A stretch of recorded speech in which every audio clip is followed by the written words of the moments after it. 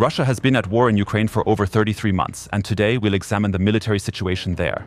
I'm Julian Repke, you're watching BILD Situation Room. And we start once again with the first Ukrainian ATACMS strike, which is the US missile attack on a significant Russian military base, specifically targeting the airport of the large Russian commercial city, 440,000 inhabitants, Kursk, which happened on Monday evening. And we now have footage from the Russian army, which this time wants to show that yes, we were attacked, and accordingly also announces retaliation, wanting to prove it as well. That they were attacked with American missiles and now want to retaliate even more brutally or in any way possible. The interesting aspect about these recordings is that they completely contradict Russian propaganda, because the Russians have asserted that a total of 8 ATACMS missiles were launched at Kursk airport, and they claimed that supposedly 7 of them were shot down. Through the use of such photos, they strive to convince the Russian population that indeed the missile crashed and subsequently that they effectively defended against it. Because we see here in the background, on the one hand, a Panzer S-1 system, an anti-aircraft system, relatively modern. I believe it's been in operation since 2013, standing here at the airport. And here we see the supposed wreck of the rocket. However, if you take a really close look and know a bit about these rockets, you can see that it is exactly the opposite of what the Russians intended. This serves as evidence that the rocket functioned perfectly until the very end, hit its designated target, and was indeed unstoppable. Neither from this Panzer S-1 nor from the S-400 surface-to-air missiles, supposedly the most modern in the world, well, at least on paper, which were also stationed at this airport. Because what we have here is known specifically as the so-called booster stage, which is essentially the rocket's propulsion segment. That just before the impact happens a few hundred meters before, where it separates at an altitude that can be several hundred meters high from the main warhead. This warhead then disassembles and effectively scatters these 950 small M74 bomblets, which are hand grenade-like explosive devices comprehensively across the entire field. That's why in these photos we're not seeing the damage that's been done, but rather only the booster stage, which refers to the propulsion stage falling back down, and that is completely normal. Let's examine why this happens. We have another photograph here that clearly illustrates that it wasn't just a single rocket that precisely hit its target. The Russians assert that merely 1 out of 8 rockets hit. However, images reveal that all 5 hit the airport. At least 5 have been hit. We don't know how many were fired. Because here is a runway, so a taxiway of this airport, and there's another booster segment, this propulsion segment from behind. By the way, these are, as you can see in these shots here, M39 rockets, which are actually the very oldest ATACMS rockets that exist. They were manufactured in the 1990s, not the M39A1, which were initially thought to be the relatively modern ones built until 2003, but the predecessors of those. And those were apparently far too powerful and overwhelmingly superior when compared to the Russian air defense systems. Let's have a look at how a rocket appears after it's been launched. It's quite clear that there's a division present, which is marked here using the same color to effectively highlight both distinct segments. Namely that we have the warhead up front. In this case, there are 950 bomblets inside. And that's precisely what's responsible for the explosion, what's causing all the damage. And right back here, also marked in a different color, is the booster segment, which we saw lying at the airport in 2 separate instances. Once next to an anti-aircraft tower, if you will, with a tank system on top. And once in particular on an airport taxiway. I continued a bit further and took another photograph that vividly illustrates and highlights everything once more in great detail. Here you can see it quite well again, what I was just trying to explain. So, at the front, there is the warhead, which detaches several hundred meters above the target. Those are the 950 M74 bomblets I was talking about. And the rear part, that's the section you saw at the airport. It was basically lying around because it's no longer needed after the final approach. It's specifically meant to guide the rocket accurately to its target, considering both the range and the speed. The navigation system, etc. are in the front here. We can also see it here. Missile guidance system is written on it. This means that this rocket is basically made up of 3 parts, with the front being the high-tech computer, the middle part, those deadly little grenades, and the rear part being the propulsion segment. Thus, the Russians have once again shown that these ATACMS systems are highly efficient, capable of overcoming both S-400 and Panzer S-1 defense systems, and confirming that they have indeed successfully hit this targeted airport. What remains unknown to us is the exact number of up to 8 Su-25 ground attack aircraft and up to 6 Mi-24 ground attack helicopters, which were present at the airport at that time that were ultimately destroyed in the attack. The Russians have also not yet admitted that an S-400 system was hit here, but the footage strongly suggests that exactly there, we remember remember yesterday. Right there where the rockets rose into the sky, right there was the explosion shortly after that. This implies that we are operating under the assumption or belief that the Russian missile defense system, in particular their air defense mechanism known as the highly advanced state-of-the-art S-400 Triumph, was also successfully targeted and hit during the event. We'll be staying in Russia a little longer, even remaining in Kursk, and now we're moving towards the front in Kursk. We remember that Ukraine has been active here since the 6th of August, still maintaining control over about 500 square kilometers, which is an area that's half the size of Berlin. And of course, there have been Russian attempts to reclaim this area, and we're going to take a closer look at these efforts now. Namely, when they happen in a way that allows the Ukrainians to optimally defend against them. We know the Russians attack with lots of troops. They always go in with numerous tanks, armored vehicles, and many men. Ukraine, on the other hand, is trying to solve the whole thing as intelligently, as smartly, as efficiently as possible by having very few men at the front. There are also much fewer soldiers in Ukraine, but they are trying to preserve the ones they have. So just putting very few into the trenches and solving it all with coordination of different defense methods and with high tech. So we're currently observing, marked here, 2 Russian infantry fighting vehicles that are launching a military offensive in Kursk, progressing along this road and maneuvering across the field. We see that these armored fighting vehicles are already shooting as they advance. We hopefully see it a little here. Thus, we can clearly see the gunfire directed toward the Ukrainian position. So this means Ukraine has 2 tasks now. First, the infantry fighting vehicles must be taken out, and then the infantry must be eliminated. And that's, as I said, with as little personnel effort as possible, and we see how Ukraine is now responding to the situation. Here is a soldier sitting ready with a Javelin anti-tank missile, which he fires from approximately 2 to 3 kilometers away at the armored vehicle. There we observe it, the shot was fired, and now we also see the impact occurring at that very moment. So we still see the first Russian infantry fighting vehicle firing. At that moment, it's still shooting, we see the streaks, and now the impact of the Javelin, and after that, probably, not quite clear, likely another Mino gets triggered. We see a truly massive explosion. And this infantry fighting vehicle is then destroyed. It continues accordingly. Ukraine knows there's only one left now, and it's going to be hit here, or rather, no, that's the first one again. The second one is being hit right here now. We can see that it's not completely destroyed. Both armored personnel carriers are now out of action. As a result, only the infantry is left. Approximately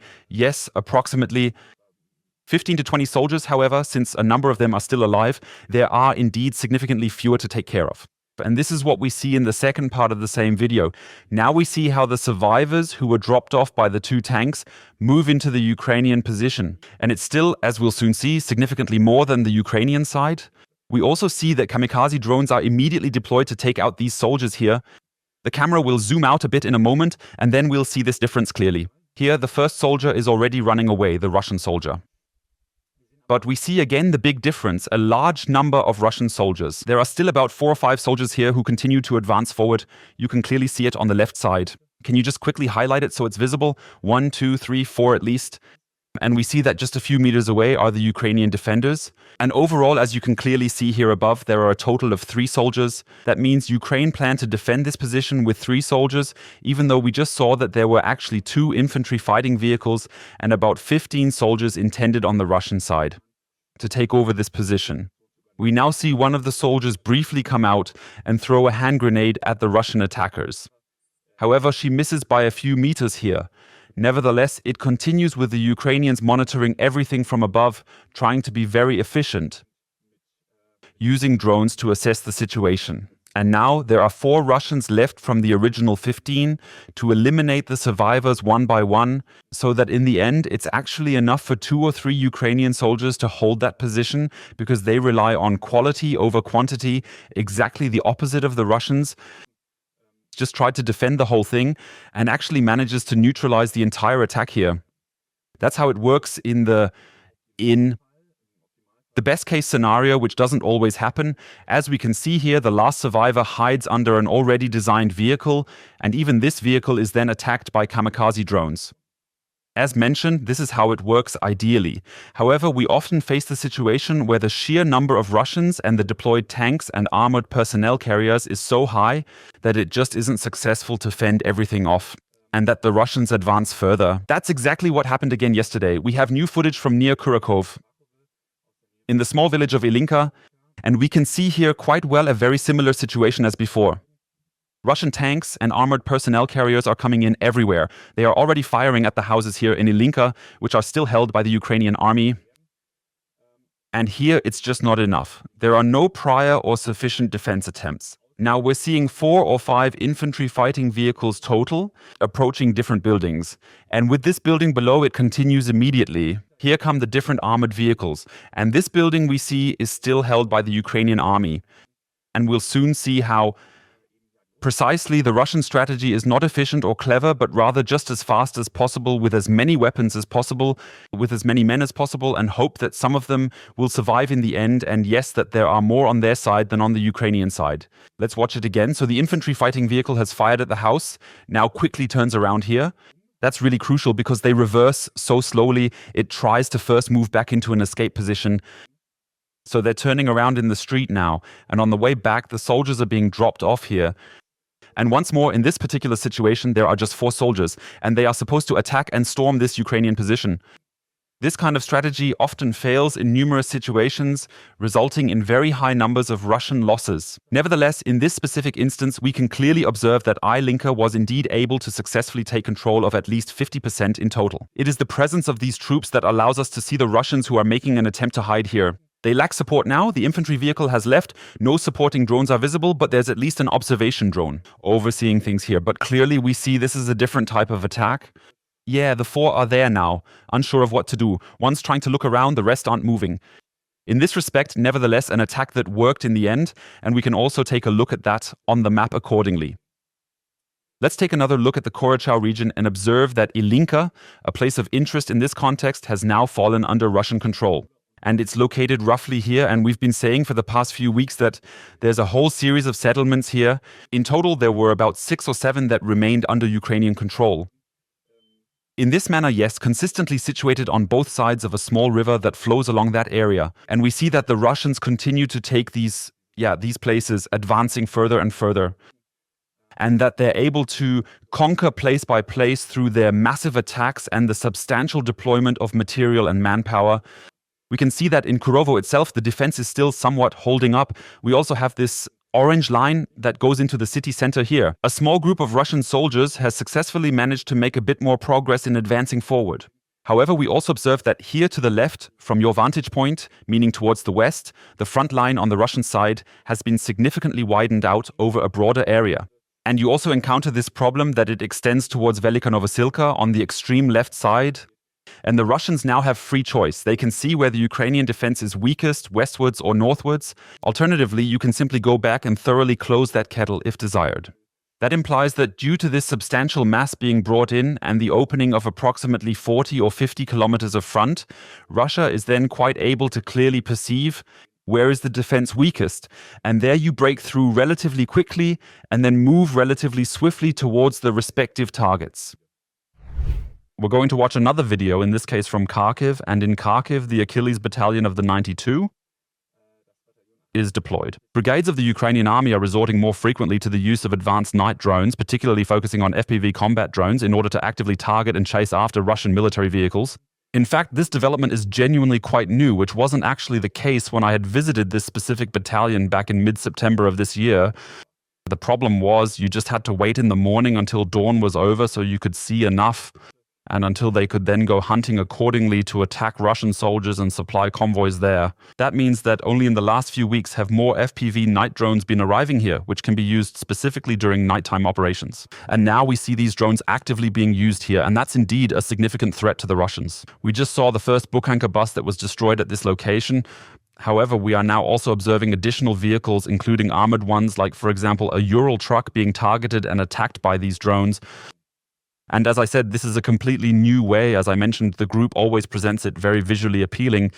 So we don't just see what's visible in the thermal view here, we also observe in the bottom right corner which specific vehicle was attacked, in this case a BMP-2 and so on. And the entire situation is quite challenging for the Russians because up until now they had the possibility to support their troops until sunrise, which allowed them to rotate back and forth. That means bringing in new soldiers and in certain cases even evacuating the wounded if needed. And that changes now in such a significant way because this Achilles battalion is equipped with night drones, specifically FPV drones featuring advanced thermal vision capabilities, which can then be strategically deployed as needed to halt Russian supplies during the night. As mentioned, this is a relatively big problem for the Russians. And we also keep seeing, once again, the overall outcome of this night or these nights. We also keep seeing that where it works, where there are very good Ukrainian... Yes, where drone units are strategically stationed, the front line barely seems to move.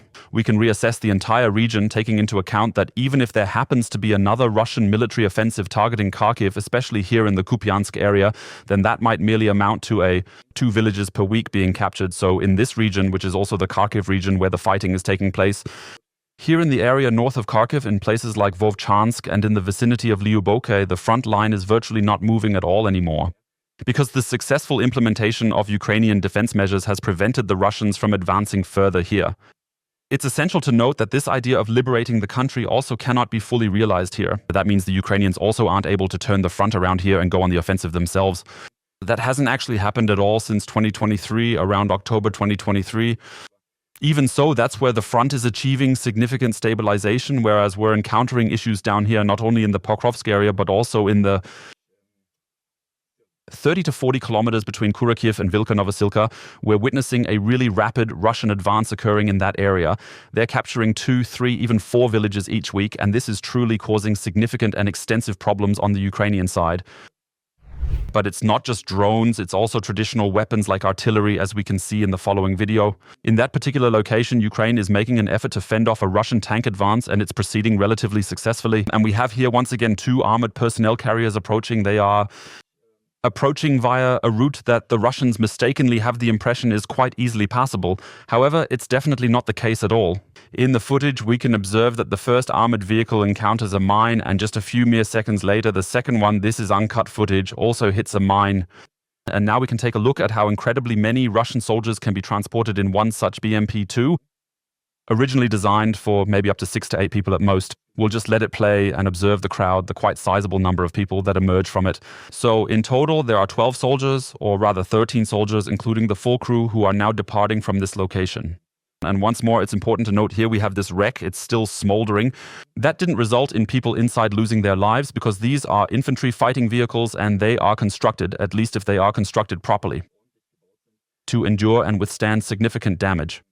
Absorb impacts, meaning they can't continue moving forward, but generally they provide the occupants with the protection and safety they need and want.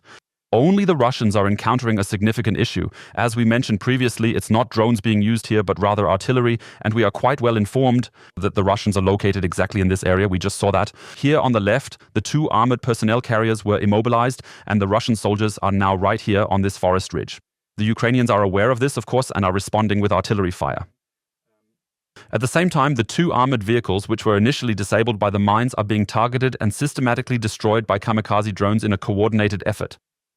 We know that with artillery, it's a completely different level of damage compared to drones. Such an FPV kamikaze drone, when it impacts someone directly, it's usually fatal, but in the surrounding area, there might be about 2 or 3 meters where additional damage can still take place. With a 155mm shell, it's 15 meters in every direction, where even if you're there just from the force of the explosions, but also from the shrapnel, 4 damage is inflicted. That means you don't need one for every soldier, but rather it's enough if you fire 2 or 3 shots relatively precisely there to achieve maximum impact among the... What we just saw was that 13 seated individuals were reached there. And this once again shows the lack of quality in the Russian army. Are there by any chance more vehicles now moving precisely through the area where we recently witnessed the mines detonating? That means we have the same situation as before, exactly the same location. The first mine exploded there, the second one down here. And we can now see that more infantry fighting vehicles are approaching and trying to take the same route. Here we can see it briefly. It's a bit badly cut at that moment. But we can see exactly the vehicle that we just saw, which was destroyed by the drone again, still lying there. And here's the next vehicle thinking, for whatever reason, now I go along there and take the same path that the other one just took. We once more see that this vehicle is fully operational and the cannon remains actively firing in that direction. Here we can see the 2, or rather one of the 2, that were just disabled, as one's still functional. The operational one is currently being targeted by Ukrainian forces and will soon be disabled there as well. And naturally, it's consistently observed, the entire situation. doesn't completely stop the Russians, but it leads to what we constantly emphasize every day and what is simply never acknowledged by Russian propagandists, that the Russian losses occurring along the front for each square kilometer captured are significantly and many times higher than the Ukrainian losses, mainly because the Ukrainians simply have very few forces stationed at the front because they try to manage the whole thing from, well, in this case, maybe 5 or 10 kilometers away with their drones, and the Russians need to muster a lot of men for that. We now see here how the dismounted troops and survivors from these 3 tanks and infantry fighting vehicles are being attacked by drones like glory. They are clearly aiming to ensure that none of the approximately 40 soldiers involved survive through this challenging day. However, this doesn't lead to Russia running out of men, as many had long hoped. So we are at the end of the 3rd year of the war, and we see that despite this, extremely high numbers of Russian soldiers are being deployed, continuing to push forward. However, these soldiers have now become almost unsurpassed in their level of brutality, and the Kremlin is also pursuing a strategy that is completely unrelated to the Geneva Convention anymore, but is now absolutely and solely based on outright war crimes, and we see and witness that clearly in the final video we wish to examine now, which is undoubtedly a truly horrific video of yet another mass execution of Ukrainian prisoners of war at the hands of Russian soldiers. We are dealing with a very, very challenging scene that we, of course, must continuously pixelate more and more as it unfolds further. Here, we are dealing with approximately 3 or 4 Russian soldiers. One is here, 2 more are about to be seen. The seemingly overrun a position, likely in the south, Zaporizhia region. And we see that a number of Ukrainian soldiers have just surrendered. So we are observing here that in total 1, 2, 3, 4, 5. Living soldiers and another one whom we must now pixelate on the screen, likely already dying or suffering from very severe injuries, have surrendered there. That they are lying there, that they have put their hands over their heads. Normally, according to what the laws of war prescribe, it would be that these soldiers now would need to be taken away and properly treated as prisoners of war, much like Ukraine is currently doing with numerous captured Russians. However, what we see here is actually quite a different situation. We see that the Russians are getting there, a very strange situation. One of them here isn't even wearing a helmet anymore and is no longer standing upright. We don't know exactly why. A Ukrainian here seems to be negotiating. That might be the commander of the group trying to make things clear somehow, that they currently must be taken away. Some details aren't entirely clear at this moment. However, we see, and from that point, of course, we have to pixel everything, that the Russians apparently only want to keep the commander alive there, and all others are now being executed one by one with headshots. Being executed with gunshots to the back of the head by the Russian soldiers present there. Overall, it is a truly difficult and disturbing situation to witness. We sincerely express our heartfelt thanks to colleagues required to view it unpixelated, thus sparing others and ensuring young viewers' protection is diligently and properly maintained. The whole thing, really gruesome scenes, cold-blooded murders that the Russians keep committing, which unfortunately the new normal becomes what the Russians are doing. We now see this every week that Ukrainian soldiers are being executed. One of those who emerged here will now, as mentioned, undress. He is now supposed to take off the vest and remove the helmet. That might also be clear to ensure he doesn't possess secret weapons or similar. We can see this soldier right here removing the vest, now being led away by the Russians.